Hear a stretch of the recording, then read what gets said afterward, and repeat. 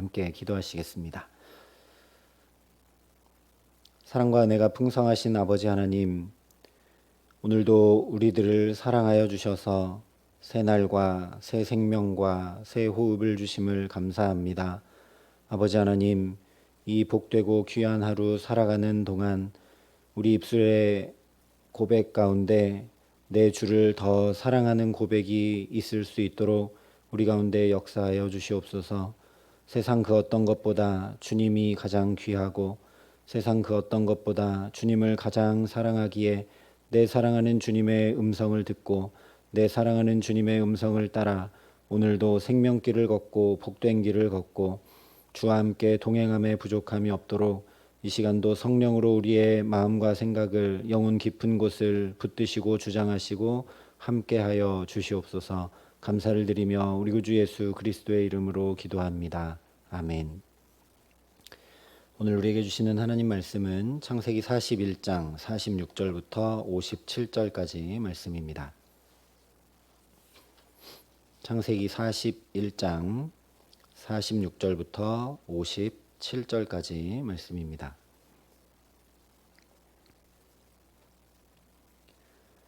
창세기 41장 46절부터 57절까지 말씀을 제가 봉독해 드리겠습니다. 하나님의 말씀입니다. 요셉이 애굽 왕 바로 앞에 설 때에 30세라. 그가 바로 앞을 떠나 애굽 온 땅을 순찰하니 7해 풍년의 토지 소출이 심히 많은지라. 요셉이 애굽 땅에 있는 그 7년 곡물을 거두어 각 성에 저장하되 각 성읍 주위의 밭의 곡물을 그 성읍 중에 쌓아두매 쌓아둔 곡식이 바다 모래같이 심히 많아 세기를 그쳤으니 그 수가 한이 없음이었더라. 흉년이 들기 전에 요셉에게 두 아들이 나되 곧 온의 제사장 보디베라의 딸 아스낫이 그에게서 낳은지라. 요셉이 그의 장남의 이름을 므낫세라 하였으니 하나님이 내게 내 모든 고난과 내 아버지의 온 집을 잊어버리게 하셨다 하며 차남의 이름을 에브라임이라 하였으니 하나님이 나를 내가 수고한 땅에서 번성하게 하셨다 함이었더라.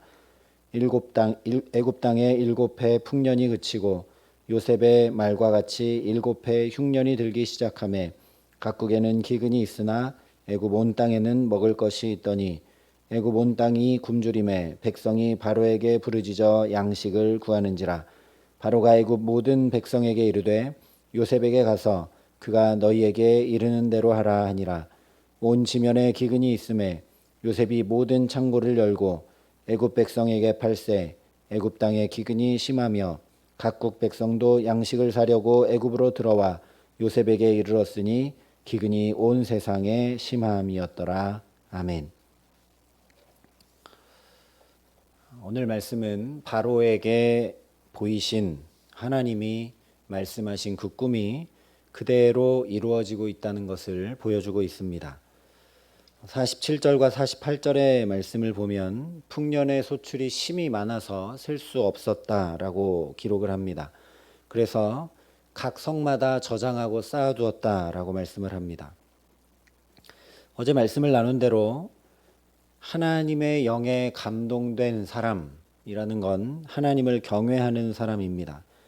그래서 하나님을 경외하기에 지혜와 명철을 가지고 현실과 삶을 정확히 판단하고 결정하며 준비하게 됩니다. 하나님의 영에 감동된 사람인 요셉, 하나님을 경외하는 사람 요셉이 아니었다면 이 많은 풍년의 소출로 7년 흉년을 대비하지 않았을 겁니다. 아마 흥청망청 다 썼을 가능성이 높습니다. 성령은 현실의 영입니다. 오늘 7년 풍년으로 7년 흉년을 대비하고 준비하는 것은 단지 하나님께서 바로에게 꿈으로 계시해 주셨기 때문만이 아니라는 말씀입니다. 하나님의 영에 감동된 사람 요셉으로 인해 애굽 왕과 관리들과 온 백성이 또한 하나님의 영에 감동되어 행했기 때문이라는 말씀입니다. 아무리 요셉이 주도하려고 하고 아무리 요셉이 정책을 펴고 하려고 해도 온 백성이 한마음이 돼서 해주지 않으면 아무 소용이 없습니다. 그러니 오늘 이 7년 풍년 가운데 7년 흉년을 준비하는 준비를 우리가 당연하게 생각하면 안 됩니다. 우리가 우리 자신을 보면 풍족해질 때 우리 마음이 좋게 보면 넉넉해지는 거지만 나쁘게 보면 해이해지는 것을 잘 알고 있습니다. 한 해, 두 해도 아니고 7년 내내 풍년이 들었습니다. 그러면 한 3, 4년 지나고 나면 어느 순간 무슨 흉년이 오겠는가, 그리고 흉년이 와도 무슨 걱정이 있겠는가 하게 되는 것이 인간의 마음입니다. 또한 이렇게 차고 넘치면 정말 무슨 흉년이 문제가 되겠는가 하며 마음이 느슨해지는 것이 우리 인간의 마음입니다. 그래서 오늘 말씀하고 있는 이 준비는 당연한 것이 결코 아닙니다. 물론 바로의 꿈을 통해 명확히 말씀해 주셨고 준비할 수 있도록 요셉을 통해 지혜도 주셨지만 오히려 요셉이 자기에게 주어진 현실을 하나님 앞에 충성되이 하루하루 살면서 그 종살이하고 옥살이 할 때 자기도 모르는 사이에 그 하루하루 충성되게 살았던 삶이 총리될 준비를 하게 되었던 것이 이루어졌던 것과 똑같다라는 말씀입니다. 오늘 이 7년 풍년 동안 하나님 앞에 부단히 살아간 하루하루가 7년 흉년을 준비하게 되었다라는 이야기입니다. 그것은 요셉에게만 아니라 애굽 관리들과 애굽 왕과 애굽 온 백성들에게 하나님의 영이 함께 역사하셨기 때문임을 우리가 분명히 봐야 합니다. 오늘 저와 여러분도 하나님의 영이 함께 하셔서 우리의 마음과 생각을 주장해 주시기를 간절히 기도합니다. 그래서 정확히 판단하고 결정하여 준비될 것은 정확히 준비되고 오늘의 삶도 정확하게 인도받게 하시기를 주님의 이름으로 간절히 축원합니다. 그런데 오늘 말씀을 보면 49절까지 이 풍년 기사와 53절부터 57절까지의 흉년 기사 중간에 또 눈에 띌 수밖에 없는 이야기가 기록이 됩니다. 이야기의 흐름상 어쩌면 여기 없어도 될 이야기입니다. 바로 흉년이 시작되기 전에 풍년 기간에 요셉에게 두 아들이 태어났다는 이야기입니다. 50절에 이렇게 말씀합니다. 흉년이 들기 전에 요셉에게 두 아들이 나되 곧 온의 제사장 보디베라의 딸 아스낫이 그에게서 낳은지라. 이 풍년과 흉년 기사 딱 중간에 요셉이 아들 낳은 사건을 기록한 건 이 사건을 주목하라는 말씀입니다. 흉년 때, 어렵고 힘겨운 때가 아니라 7년 풍년 때, 정말 어찌할 수 없고 셀 수 없을 정도로 차고 넘치는 축복이 임할 때 두 아들이 태어납니다.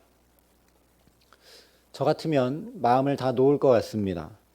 실제 성경의 신앙의 사람들도 보면 축복받고 안정이 되면 그 믿음 좋던 사람들도 실수하고 넘어집니다. 다윗이 가장 대표적이죠. 그리고 열왕기, 역대기에 나오는 모든 왕들이 그렇습니다. 나라가 평안해지면 하나님을 놓칩니다. 그런데 오늘 요셉은 오히려 이 풍족할 때, 아무 문제 없을 때 자기가 애굽 총리로 관리하고 다스리고 수고한 것들이 다 잘 돼서 정말 모든 지역의 곳간마다 차고 넘치게 이 풍년의 곡물들을 저장할 때 아들까지 얻어서 더 바랄 것이 없는데 그때도 오롯이 하나님을 바라보며 나아갑니다. 51절과 52절에 이렇게 말씀을 합니다. 요셉이 그의 장남의 이름을 므낫세라 하였으니 하나님이 내게 내 모든 고난과 내 아버지의 온 집 일을 잊어버리게 하셨다 하며 차남의 이름을 에브라임이라 하였으니 하나님이 나를 내가 수고한 땅에서 번성하게 하셨다 함이었더라. 이것은 단순히 축복이 아니라 결혼했으니 이제 아들들이 태어난 것이 아니라 하나님께서 지난날의 모든 고난과 형들에게 팔렸던 상처와 하루아침에 가족과 헤어진 아픔, 종살이하고 누명 쓰고 옥에 갇힌 그런 모든 아픔을 다 잊게 하셨다는 것, 또한 여기 애굽 땅에서 총리직을 맡아 열심히 수고하고 땀 흘린 것들을 놀랍게 축복해 주셨다는 믿음의 고백입니다. 분명 이 풍년은 바로의 꿈을 통해 하나님이 말씀하신 것을 그대로 이루고 계신 것입니다. 무슨 말씀이냐면 애굽이라는 나라와 관련된 일이고 바로에게 하나님이 꿈꾸게 하신 것을 그대로 이루시는 일일 뿐이지 어쩌면 요셉 개인과는 별 상관없는 일이라는 말씀입니다. 물론 총리직을 하고 있으니 상관이 없기는 어렵지만 객관적으로 정확히 생각해 보면 요셉 개인과는 그렇게 특별히 상관 있는 일이 아니라는 겁니다. 그런데 이 일들을 통해 요셉은 자기 개인에게 역사하고 계시는 하나님을 발견하고 깨닫고 또 고백하고 있습니다. 저와 여러분도 우리의 마음과 영혼을 밝혀주셔서 내게 주신 모든 일들을 통해 하나님을 보게 하시고 하나님의 역사를 깨닫게 하시는 은혜 주시기를 간절히 기도합니다. 더 중요한 것은 두 아들의 이름을 히브리 이름으로 짓고 있다는 겁니다. 요셉은 애굽의 총리입니다. 그런데 애굽 총리가 아들 하나도 아니고 둘 다 애굽 이름이 아니라 히브리 이름을 짓습니다. 애굽 사람들이 경멸하고 가증히 여기는 히브리 이름으로 짓고 있습니다. 그러면서 7년 풍년이라는 이 나라 전체의 일뿐만 아니라 자기 아들들이 태어나는 일들을 통해서도 요셉이 무엇을 하고 있는가? 신앙 고백을 하고 있습니다. 하나님이 내게 과거의 모든 것을 씻으시고 있게 하셨다.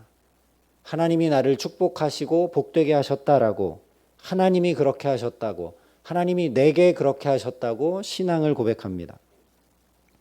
큰 일이든 작은 일이든 사소한 일이든 중요한 일이든 하나님을 나의 하나님으로 고백하고 있다라는 말씀입니다. 요셉의 믿음이 우리와 차원이 다른 놀라운 믿음이라는 말씀을 드리는 것이 아닙니다. 그보다는 크고 작은 모든 일들 가운데 하나님을, 나의 하나님을 고백하는 신앙 고백이 얼마나 중요한지 보라는 말씀입니다. 그래서 성경이 굳이 이 풍년기사와 바로 이어져야 되는 흉년기사 사이에 이 요셉의 아들을 낳고 이름 짓는 사건을 기록하며 우리로 하여금 주목하게 하는 것입니다.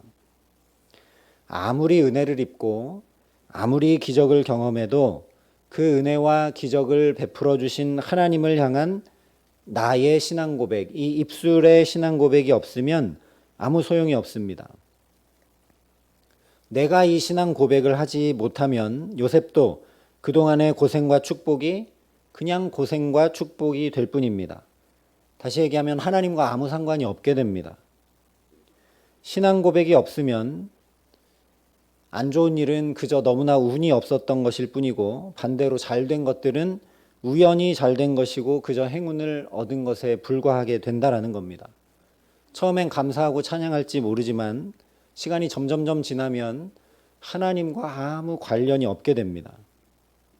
그러나 내가 이 일들 앞에 하나님을 생각하고 하나님이 어떻게 행하셨는지를 묵상하고 내 입술로 하나님을 향한 신앙 고백을 하게 되면 그것은 우연이 아니라 내게 역사하시는 내 하나님을 깊이 경험하는 은혜의 사건이 됩니다.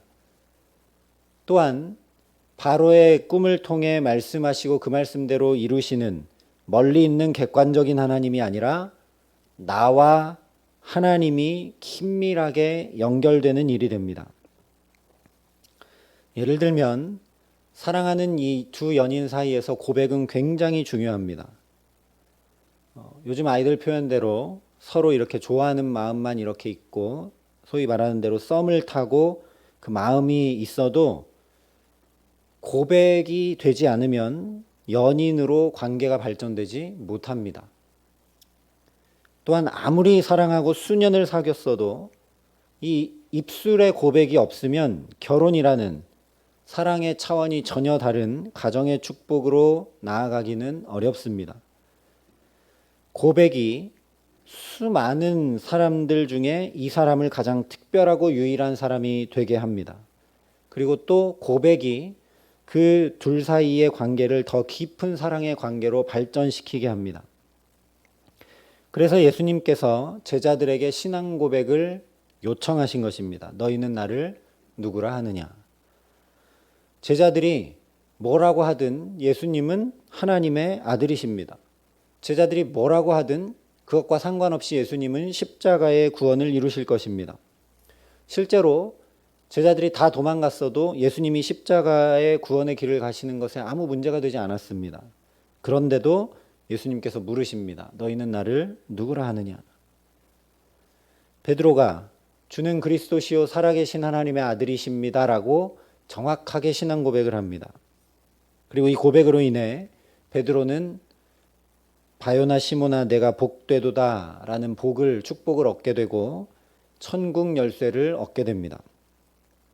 그런데 이보다 더 중요한 것은 그 숱한 기적과 치유를 베푸신 예수님이 베드로 자신에게 그저 밥 먹고 같이 다니고 자고 스승으로 정도가 아니라 이 예수님이, 내 곁에 계신 이 예수님이 바로 살아계신 하나님으로 분명히 깨달아지고 확인되고 깊이 경험된다는 것이 중요한 것입니다.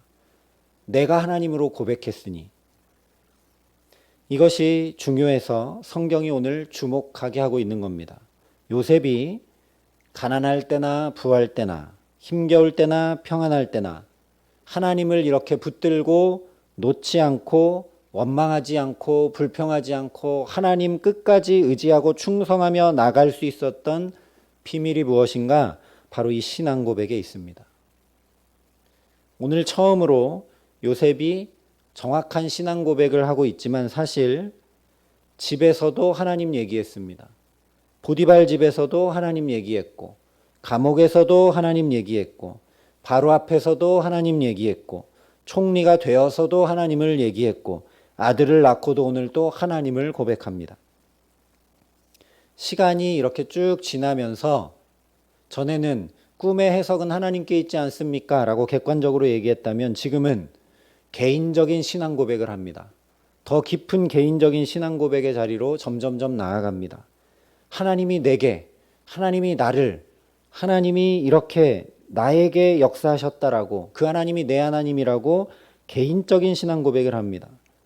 그리고 마음으로만 하나님이 정말 하나님이시지 한 게 아니라, 생각으로만 한 것이 아니라 내 입술로 고백을 합니다. 그냥 입술로만 한 것이 아니라 아들들의 이름을 히브리 이름으로, 그것도 하나님이 행하셨다라는 그 고백을 담은 이름으로 지으면서 실제로 하나님에 대한 믿음을, 신앙 고백을 요셉이 하고 있습니다. 이것이 우리에게도 중요하고 우리도 그러해야 된다라는 말씀입니다. 그래서 로마서에 이렇게 말씀했습니다. 사람이 마음으로 믿어 의에 이르고 입으로 시인하여 구원에 이르느니라. 또 똑같은 의미로 이렇게 말씀합니다. 누구든지 주의 이름을 부르는 자는 구원을 받으리라. 오늘 저와 여러분도 모든 일들 가운데 우리 입술에 이 신앙의 고백이 있게 하시기를 간절히 기도합니다. 누구든지 주의 이름을 부르는 자는 구원을 얻는다 말씀하셨습니다. 나의 입으로 하나님을 부르고 나의 입술로 하나님을 고백하는 축복된 하루 되게 하시기를 간절히 기도합니다. 그래서 우리 가정에, 우리 일터에, 우리 자녀들에게 거기서 또 내가 주님의 이름을 부르고 이 자녀들의 아버지가 하나님이시고 내 일터에 손으로 수고하는 일에 복을 주시는 이가 하나님이시고 내 삶을 오늘도 주관하고 붙드시고 걸음걸음마다 인도하시는 이가 바로 내 하나님이시라고 고백하며 높이기에 우리가 아니라, 우리의 땀과 노력이 아니라 구원은 주께서 주시고 친히 우리 걸음을 요셉과 같이 날로 날로 복된 걸음으로 인도해가는 귀한 은총 주시기를 우리 구주 예수 그리스도의 이름으로 간절히 축원합니다. 함께 기도하시겠습니다.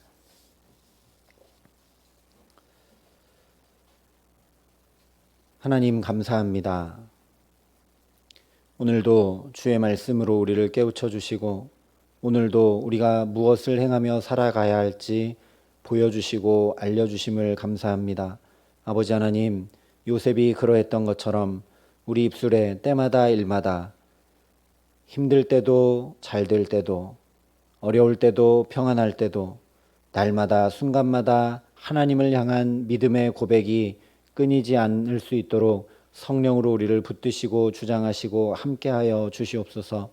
이 모든 일을 하나님이 주관하고 계심을 내 입술로 고백할 줄 알게 하시고 내 삶의 걸음걸음을 주께서 붙드시고 인도하신다는 것을 고백할 줄 알게 하시고 우리의 자녀들도 우리의 일터도 주님 손에 달려있고 주님이 함께 하시고 주님이 역사하시는 것을 우리 입술로 고백할 수 있도록 우리를 붙들어 주시옵소서.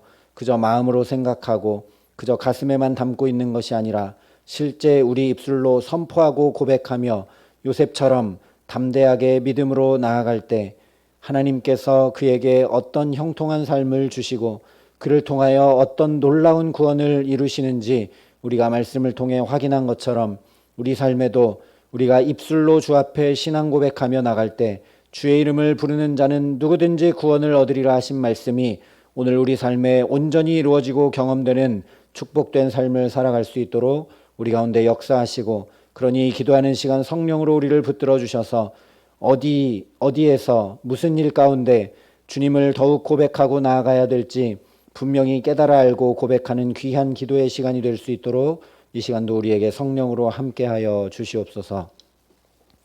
이제는 친히 우리의 구원자가 되어주신 우리 구주 예수 그리스도의 은혜와 그 독생자 예수를 아낌없이 내어주신 아버지 하나님의 놀라우신 사랑하심과 오늘도 또 내 아버지 하나님을, 정말 세상의 주관자 되신 아버지 하나님을 내 입술로 고백할 수 있도록 붙드시고 도우시는 성령 하나님의 교통하시고 역사하심이 오늘도 하루 종일 하나님을 향한 나의 신앙 고백 가운데 주의 구원을 바라보며 주의 구원을 경험하고 누리기를 소원하고 결단하는 여기 모인 모든 주의 성도들과 사랑의 빛교회 모든 교우들과 이 나라 이 민족과 이 귀한 복음을 오늘도 세계 만방에 전하시는 선교사님들 가운데 이제로부터 영원토록 함께 하시기를 간절히 축원하옵나이다. 아멘.